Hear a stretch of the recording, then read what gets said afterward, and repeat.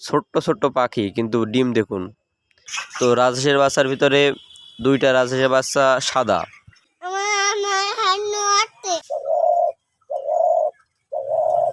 Hello guys, আসসালামু আলাইকুম।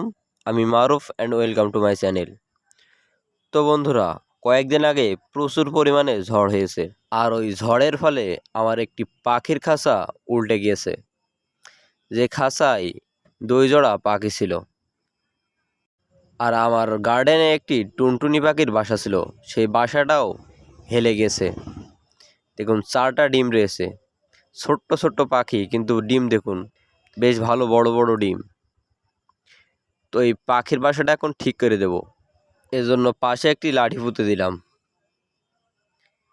ভালোভাবে পুঁতেছে যাতে পরবর্তীতে না পড়ে।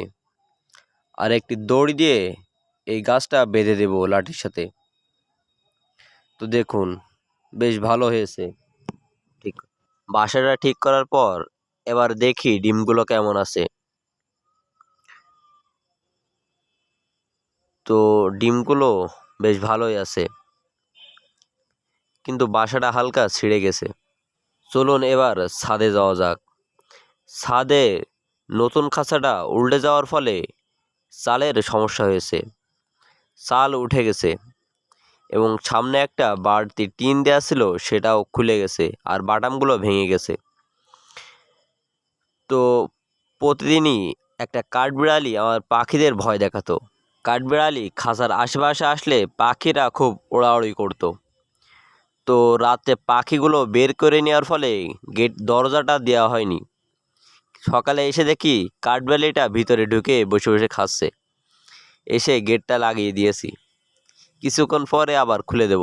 পাখির খাবারের পাত্রগুলো উল্টে গেছে। তো এই যে সামনে একটা টিন দেওয়া ছিল, তার বাটাম সেটাও ভেঙে গেছে।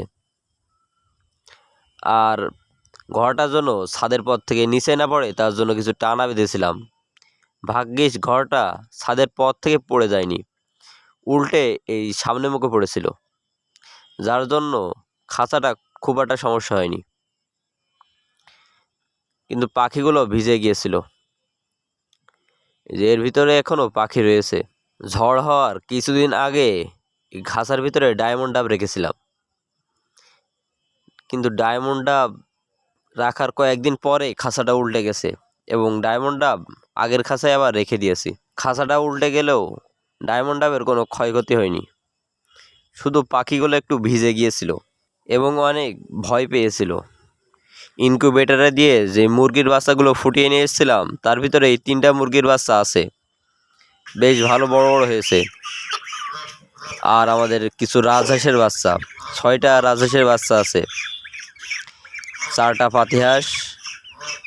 দেখুন, মুরগিগুলোকে খেতে দিয়েছি আর সবগুলো এসে হাজির, সবগুলোই এখন খাচ্ছে।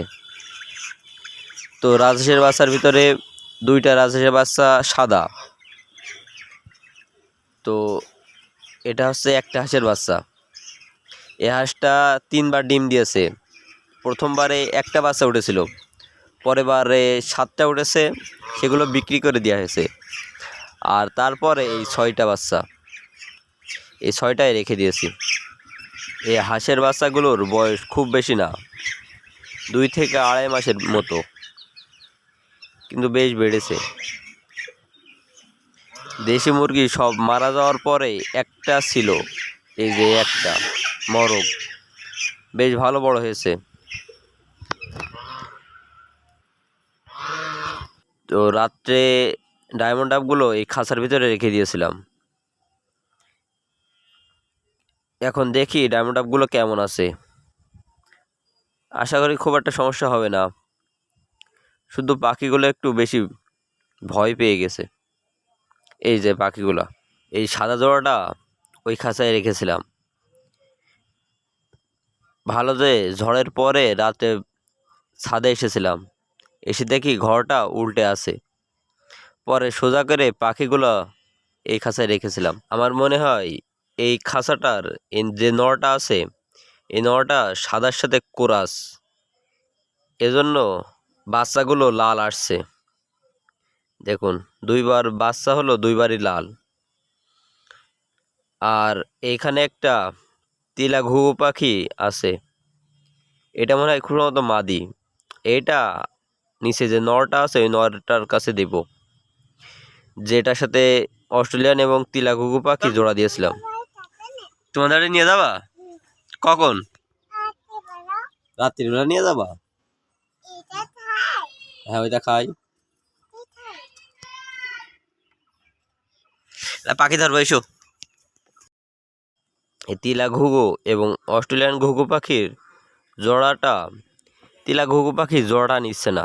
আমার মনে হয় আগে যে অস্ট্রেলিয়ান ঘুঘু পাখির কাছে ছিল ওরা খুব ঠুকাতো, এজন্য মনে হয় জোড়া নিচ্ছে না। তো মাদিটা মনে হয় আবার ডিম পেড়েছে, অস্ট্রেলিয়ান মাদিটা তো আবার বাবা ডিম পেড়েছে। কি করব, তিলা ঘুঘুর মাদিটা আজকে এই খাঁচায় দিব, দিয়ে দেখবো এখানে ডিম বাচ্চা করে কিনা। যদি এখানে ডিম বাচ্চা না করে নিচে বড় খাঁচাটাই দিব। আবার নিচে বড় খাঁচাই দেওয়ার পরে যদি তাও ডিম বাচ্চা না করে তাহলে তাদের মুক্ত করে দেব। কি পাখি এ তাসকিন? কি পাখি? কি পাখি এটা? হ্যাঁ কি পাখি? তোমার হাতে নড়ছে? লাগবে লাগবে, থাক ছেড়ে দাও ছেড়ে দাও ছেড়ে দাও ছেড়ে দাও। হাঁক আছে? কি পাখি এ? ঘুঘু পাতি? তাই এমনি ছেড়ে দিই। দরজা খোলো দরজা খোলো।